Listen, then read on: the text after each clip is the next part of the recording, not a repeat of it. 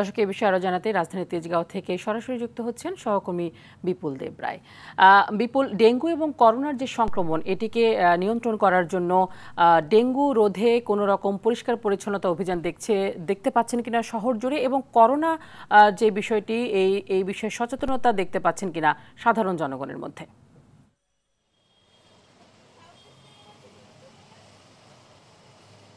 হ্যাঁ, তানি আসলে আপনি যেমনটা বলেছেন যে ডেঙ্গু এবং করোনার যে প্রভাব কিন্তু আমরা বিভিন্ন এলাকায় গেলে বুঝতে পারি। বিশেষ করে ঢাকা শহরের মহাখালী, নাখালপাড়া এলাকা, মিরপুর এবং যে তেজগাঁর যে এলাকাগুলো আছে, বিশেষ করে নির্মল আয়ের মানুষ যেগুলোতে থাকে সেগুলো আসলে ডেঙ্গুর প্রকোপটা অনেকটাই বেশি। কারণ হচ্ছে এখানকার যে এলাকাগুলো রয়েছে সেগুলো মশক নিধনের যে বিষয়টি সেটি কিন্তু কার্যকরভাবে হচ্ছে না। আমরা এখন যে এলাকাটিতে আছি তেজগাঁ এলাকায়, এই তেজগাঁ এলাকায় আমরা কয়েকটি জায়গায় ঘুরে দেখেছি যে অঞ্চলগুলো আছে বা যে এলাকাগুলো গলিগুলো রয়েছে এবং বাসার যে ফাঁক পুকুরগুলো রয়েছে সেখানে ব্যাপক হারে ময়লার স্তূপ দেখতে পেয়েছি। অর্থাৎ সিটি কর্পোরেশনের পক্ষ থেকে যে পরিষ্কার করার যে পরিচ্ছন্নতা কর্মীদের যে পরিষ্কার করার যে বিষয়টি সেটিও দেখা যায়নি। সেই সাথে এখানকার এলাকাবাসী বলছেন যে আসলে মশক নিধনের যে বিষয়টি, সেই মশক নিধনের যে বিষয়টি সেটি কিন্তু তারা কাজ করার তেমন কোনো প্রক্রিয়া তারা দেখছে না বলে এমনটা জানিয়েছেন। আমরা দেখতে পাচ্ছি যে ফুটপাতের যে দোকানগুলো আছে সেগুলো তো আমরা দেখতে পাচ্ছি যে রাস্তায় যে বসে যে রান্নাবান্না এবং যে ময়লা পানিগুলো ফেলছে সেগুলো জমেও কিন্তু এখান থেকে মশার যে লার্ভার যে সৃষ্টির যে বিষয়টি সেগুলো আমরা দেখতে পাচ্ছি। সেই সাথে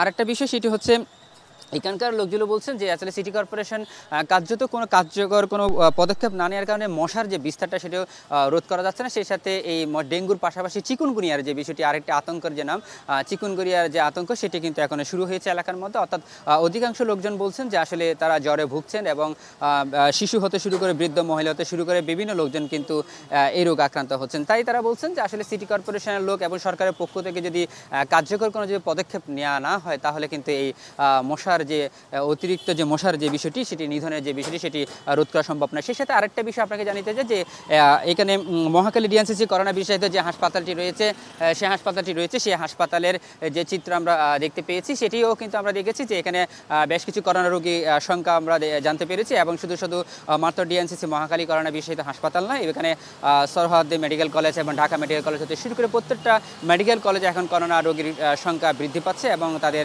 নমুনা টেস্টে যে দীর্ঘ লাইন কিন্তু আমরা দেখতে পেয়েছি। তো তা নিয়ে এই ছিল আমার কাছে সর্বশেষ তথ্য। ধন্যবাদ আপনাকে।